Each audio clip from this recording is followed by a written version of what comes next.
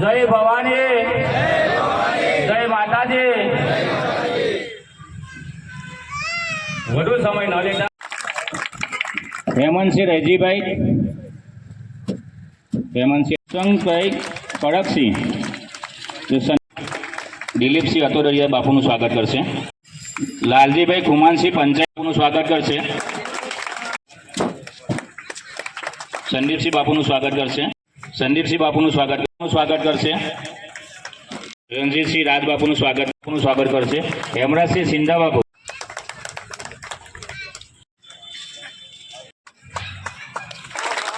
મિત્રો, આપણી સામે વક્તાઓ બધા બહુ છે, સમય વધુ ન લેતા આપણે કેમ એકત્રિત થયા છે? ક્ષત્રિય સમાજની અસ્મિતાને કારણે એક થયા છે। આજથી 1-1.5 મહિના પહેલા એક વ્યક્તિએ રાજકોટની અંદર ક્ષત્રિય સમાજની જય ભવાની કારેલી ગામે ક્ષત્રિય અસ્મિતા સંમેલનમાં ઉપસ્થિત વિદ્યાર્થી નેતા અને ક્ષત્રિય સમાજના યુવા આગેવાન ભાઈ શ્રી યુવરાજસિંહજી, આજ વિસ્તારના અને ક્ષત્રિય સમાજના આગેવાન એવા ભાઈ શ્રી સુરેશસિંહ પરમાર, શરદસિંહ રાણા, ભૂપેન્દ્રસિંહ દાઈમા, દિલીપસિંહજી, ભદ્રસિંહજી રાજ, રણજીતસિંહજી, કમલસિંહજી, સોમસિંહજી સરપંચ, ક્યારેય એકતા આવવાની નથી, ત્યારે અહીં જ આ ભારતીય જનતા પાર્ટી જે છે અને જે રીતે રાજકોટની અંદર એકતા બતાવી અને રાજકોટ બાદ જેટલા સંમેલનો થયા છે, એક સંમેલનોની અંદર હજારોની સંખ્યામાં ક્ષત્રિય સમાજના ભાઈ બહેનો ઉપસ્થિત થાય છે અને એ 40 દિવસની અંદર એક પણ જગ્યાએ કોઈ કાંક એ ટીમ આ આંદોલનને તોડવા માટે અનેક પેતરા રચી રહેલી છે, બનાવટી વિડીયો પણ ફરી રહેલા છે। એના ઝાંસામાં આપણે આવવાની જરૂર નથી। અને આજની તારીખે મેં અગાઉ કીધું એમ કે હું કોઈ રાજકીય વાત કરવા માટે પણ નથી આવ્યો, પરંતુ આપણું લક્ષ્ય માત્ર ભારતીય જનતા પાર્ટીને હરાવવાનું છે અને એનો ભાજપને હરાવવા માટે જે લોકસભાની અંદર સબર ઉમેદવાર હોય, સબર નેતૃત્વ આપણને દેખાતું હોય, એ ગમે પાર્ટીનો સંકલ્પ કરું છું। આપ સૌનો આભાર।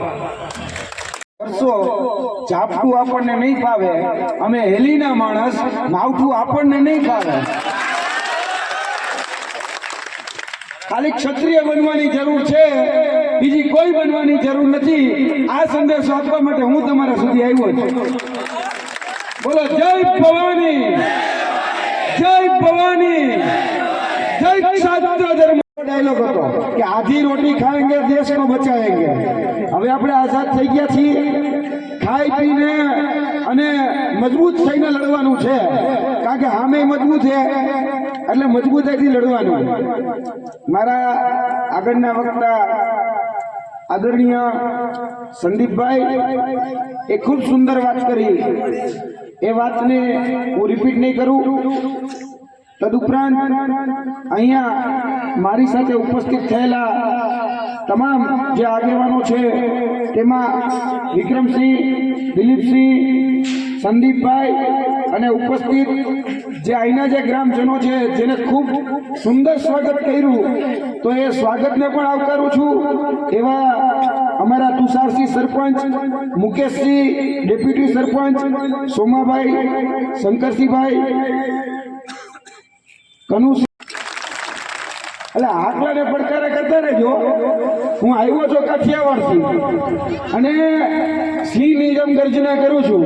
એટલે આટલો કે પડકારો એ મોરો પડશે તો બધી માઇક મુકાઈ જાય.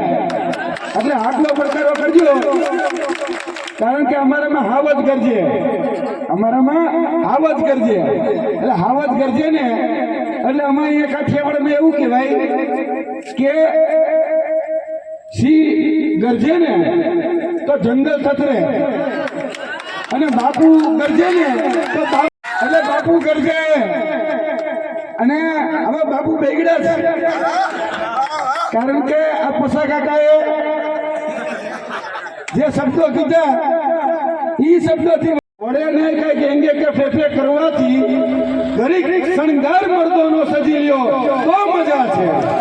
અરે મજા કઈ કોર અને રાત કદમ જે બે કાળની સામે ફરી લ્યો તો મજા છે. એટલે હવે રાણો રાણાની રીતે છે, મામલો મેદાને છે તો બાકાજીકી કરવાની જ છે, એમાં ના જ નથી.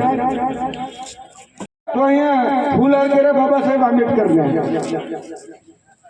જેને આપણું બંધારણ લખ્યું, જેને આપણું આ બંધારણ લખ્યું, અને આ બંધારણમાં આપણને જે હક અધિકારો આપ્યા એમાં સૌથી મોટો જો કયો હક અધિકાર હોય તો એ છે મતાસ્ત્ર. સૌથી મોટામાં મોટો અધિકાર કે તમને મત આપવાનો અધિકાર આપ્યો, જેથી કરીને તમે તમારા જનપ્રતિનિધિને ચૂંટીને મોકલો. તમે તમારા જનપ્રતિનિધિને ચૂંટીને મોકલો એ અધિકાર બંધારણ દ્વારા મળ્યો ને. તો હવે જે વ્યક્તિ સરપંચ બનવાને લાયક ન હોય એને આપણે સંસદ ન બનાવાય. સાહેબ આંબેડકરને વંદન કરી હું મારી વાત આગળ વધારું છું. આ લોકશાહીનો જેને પાયો નાખ્યો, લોકશાહીની જેને પેલી ઈંટ મૂકી, એ પેલી ઈંટ કોને મૂકી? સર કૃષ્ણ દેશી રજવાડા હતો 562. એ 562 લીલા મથાવની આહુતિ આપે છે. જ્યારે તો આવનાર 50 વર્ષ એ રાજકીય રીતે તો તમારો બધાનો અને મારો તમારો એ બધાનો શૂન્ય અવકાશ થઈ જશે. તો એ આંદોલનની આગેવાની છે કે જ્યાં નારીની અસ્મિતાનું ખંડન થયું, નારીની અસ્મિતાને લાંછન લાગે એવા શબ્દો કહેવામાં આવ્યા, જે કટુ વચનો કહેવામાં આવ્યા, જે કે ઇતિહાસમાં દર્જ જ નથી એવો ખોટો ઇતિહાસ કહેવામાં આવ્યો, એની સામેનું આંદોલન છે. જે લોકો બહુ મોટી મોટી ફાકા ફોજદારી કરે છે, વાતો કરે છે મહિલા સશક્તિકરણની, વાતો કરે છે. જાદુગર આવી ગયા છે, આવતીકાલે પણ આવવાના છે જાદુગર, અને વાત શરૂ કરશે કે ભાઈઓ બહેનો જોજો, ધ્યાન રાખજો, હિન્દુ ખતરામાં આવી જશે, ભારત ખતરામાં આવી જશે, હિન્દુસ્તાન ખતરામાં આવી જશે, આવી બધી વાતો કરશે. પણ એ ભારતીય જનતા પાર્ટીનું એક જ વસ્તુ ખતરામાં હોય છે દર વખતે, અને એ છે તમે જે આ બેઠા ને આ ખુરશી ખતરામાં આવે ને ત્યાં બધું જ ખતરામાં આવી જાય. એટલે ભારતીય પરસોત્તમ રૂપાલા સમજીને વોટ કરવાનો છે. એટલે તમને ખબર પડી જાય તમારો વોટ. આ ડાયલોગ, આ વાત હું મિસ્ટર પરસોત્તમભાઈ ને કહું છું કે મિસ્ટર પરસોત્તમભાઈ, आंडू पांडू गांडू समझा था क्या सोचा था? क्षत्रिय समाज कुछ नहीं करेगा. अरे गलत, जब तक तोड़ेगा नहीं तब तक छोड़ेगा नहीं.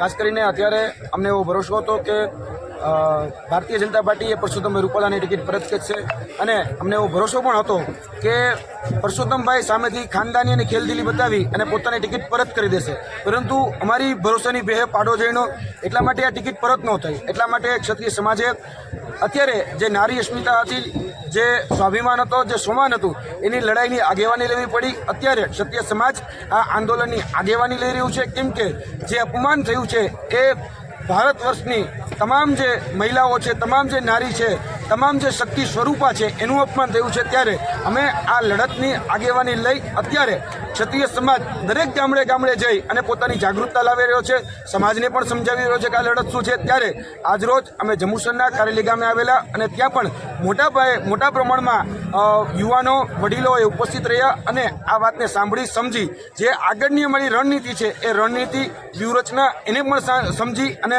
આગળ જે 7 તારીખ પછી જે અમારી લડત છે એનો જે બીજો પડાવ કે બીજો અધ્યાય જે શરૂ થવાનો છે એ બાબતે પણ અત્યારે અમે માર્ગદર્શન આપ્યું.